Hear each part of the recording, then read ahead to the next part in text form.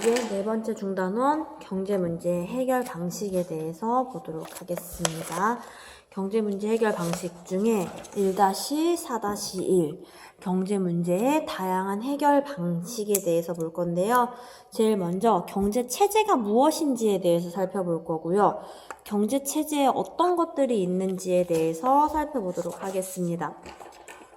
선생님이 매 시간 첫 시간에 이야기하는 거죠. 자원은 희소하다. 자원이 희소하기 때문에 경제 문제가 발생을 한다. 경제 문제는 어떤 것들이 있느냐, 무엇을 얼마나 생산할 것이냐, 어떻게 생산을 할 것이냐, 그리고 누구를 위해 생산을 할 것이냐, 이러한 다양한 경제 문제들이 있는데, 이런 경제 문제들을 해결하기 위해서 이미 합의된 제도나 방식을 경제 체제라고 이야기를 합니다.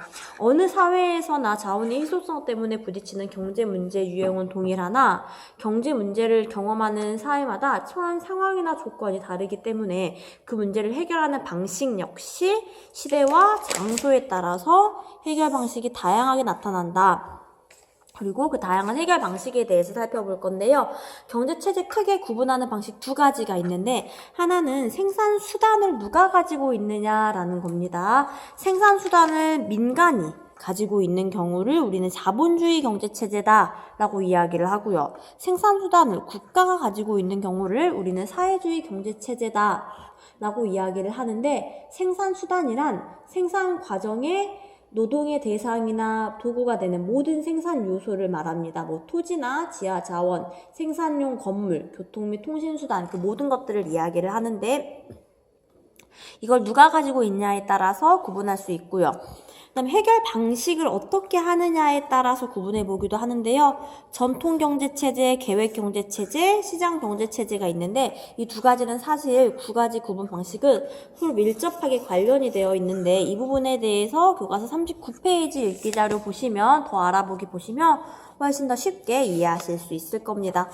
그러면 제일 먼저 전통 경제체제에 대해서 볼 건데요. 전통 경제체제는 경제 문제를 전통적인 관습이나 신분 제도 등에 따라서 해결을 하는 거예요. 그러니까 기존에 있었던 관습에 따라서 경제 문제를 해결한다라는 점에서 고민이나 갈등이 상대적으로 적다는 장점이 있지만, 관습만을 강조하기 때문에 자원을 효율적으로 배분하지 못하고 사회 발전이 지연될 가능성이 있다라는 단점이 있습니다.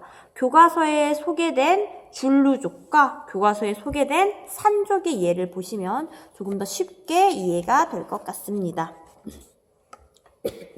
사실 대부분의 사회에서 전통경제체제를 이제 사용하는 데는 거의 없고요. 그 다음으로 볼 게 계획경제체제인데요. 이 계획경제체제는 중앙에 계획을 하는 기구가 있어요. 경제문제 관련해서 계획하는 기구가 있고, 직접 계획을 하고 명령을 하여서 경제문제를 해결을 하는 겁니다. 이 국가의 경우 대부분 생산수단의 사적 소유를 인정하지 않고 있다라는 점에서 좀 전에 선생님이 구분해 주었던 사회주의 경제체제를 띠고 있는 모습을 보일 수 있죠. 국가가 경제 문제를 해결하면 장점도 있습니다. 어떤 장점이 있냐? 자원이 일부 특정한 계층으로 집중되는 것을 막을 수 있고요. 국가의 대부분 생산수단의 사적 소유를 인정하지 않기 때문에, 그다음에 국가의 정책 목표를 우선적으로 추구할 수 있다는 장점이 있어요. 그러나 이 문제 모두를 통합적으로 관리할 전문가가 과연 있느냐? 있더라도 그 전문가를 우리가 고용하는데 과연 비용이 얼만큼 드느냐, 전문가가 확보하기 어려울 뿐만 아니라 비용도 많이 든다는 단점이 있고요. 경제에 관련된 모든 정보를 국가가 진짜 완벽하게 아는 것이 현실적으로 가능하냐라는 문제도 있습니다. 그리고 대부분 생산수단의 사적 소유를 인정하지 않기 때문에 사람들이 열심히 할 유인, 경제적 유인이 약하다라는 점에서 개인의 창의적, 적극적 경제활동을 제한하는 경우가 많고요. 그리고 이런 경우 경제생활의 효율성을 떨어뜨린다는 단점이 있습니다. 사실 요즘 대부분의 국가들이 초창기에 추구했던 모습은 계획경제체제가 아니라 시장경제체제라고 보시면 되는데요. 이 시장경제체제는 바로 시장에서 민간 경제 주체의 자발적인 선택에 의해서 경제 문제가 해결되는 체제인데요. 중앙정부가 개인이나 기업의 경제활동에 간섭하지 않고 기업가는 자유의사에 따라 상품을 생산하고 판매하고 개인이 선택함으로써 경제 문제를 시장에서 자유롭게 해결을 하는 겁니다. 개인의 자유로운 선택을 보장한다는 점에서 경제의 자율성이 매우 높고 정부가 스스로 정책과 계획을 수립하지 않아도 되기 때문에 비용을 절감할 수 있다는 장점이 있고요.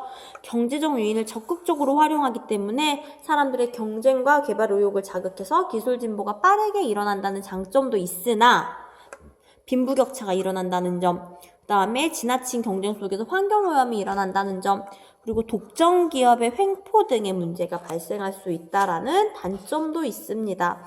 그래서 이 문제들을 해결하기 위해서 우리가 이제 다양한 경제 체제들을 경험을 해봤잖아요.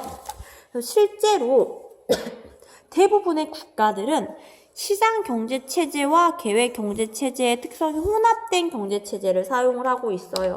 그러니까 계획 경제 체제가 여기에 위치해 있고 시장 경제 체제가 여기에 위치해 있으면 이 사이 어딘가쯤에서 위치해 있다라는 거죠.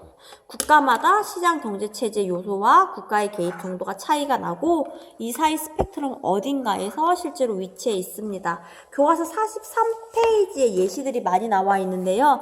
미국의 경우에 대공황을 극복하기 위해서 뉴딜 정책을 실시한 이후에 정부의 개입이 본격화됩니다.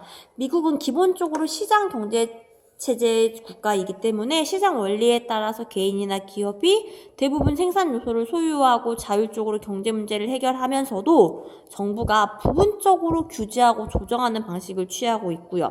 이에 비해서 북유럽 국가들은 미국보다는 정부가 조금 더 개입하는 방향으로 나아가고 있습니다.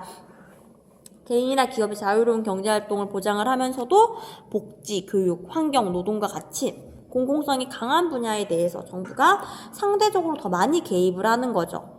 그리고 계획 경제 체제를 유지하던 국가들도 시장 경제 체제로 전환하였거나 아니면 시장 경제 체제의 원리를 부분적으로 도입하고 있는데 예를 든 것들은 교과서에 소개가 되어 있습니다.